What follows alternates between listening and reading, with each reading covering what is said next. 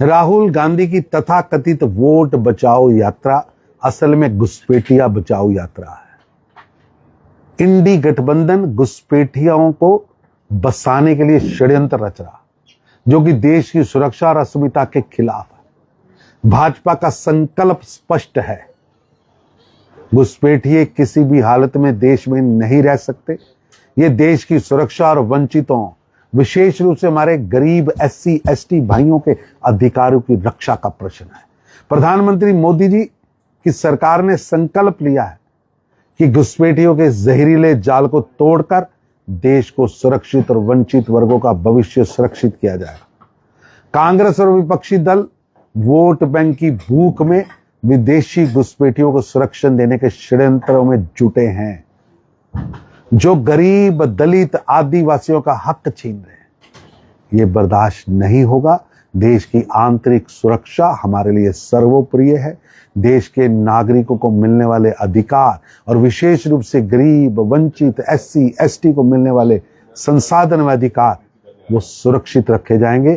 कोई भी उसे छीनने नहीं दिया जाएगा।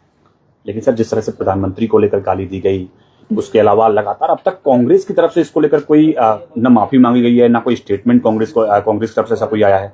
दुर्भाग्यपूर्ण है। राहुल गांधी सहित ये कुंठित मानसिकता से ग्रस्त भ्रष्ट युवराज व युवरानिया को जो टोला है, ये अपनी खिसकी हुई जमीन और अपने भ्रष्टाचार के पापों के भार के कारण नीचे गिर रहा है। रोज इनका सेंसेक्स, इनके चाहने वालों की तादाद, इनको वोट देने वाला संख्या बल कम हो रहा है।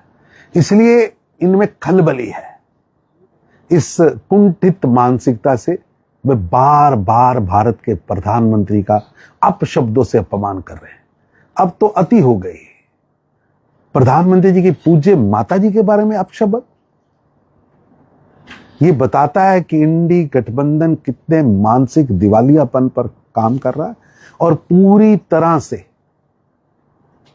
हताशा है, निराशा है, और देश की जनता इसका करारा जवाब देगी।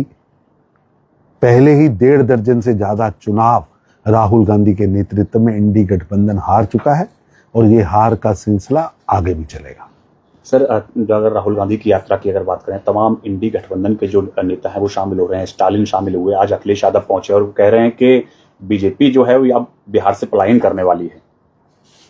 ये वही युवराज व युवरानियां हैं जो अपने वंशवाद के भ्रष्टाचार की दुकान को बचाने के लिए संघर्ष कर रहे हैं। ना तो इनके पास कोई एजेंडा है, ना इनके पास कोई प्लानिंग है।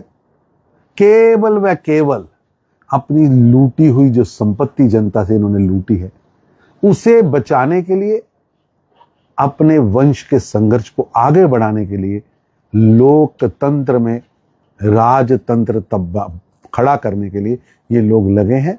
ये भ्रष्टाचार बचाओ, वंशवाद बचाओ इनका मिशन है और ये घुसपैठियों को संरक्षण देना, घुसपैठियों को बसाना इनका टारगेट है। ये पूरा नहीं होगा। ये लोकतांत्रिक विरोधी है।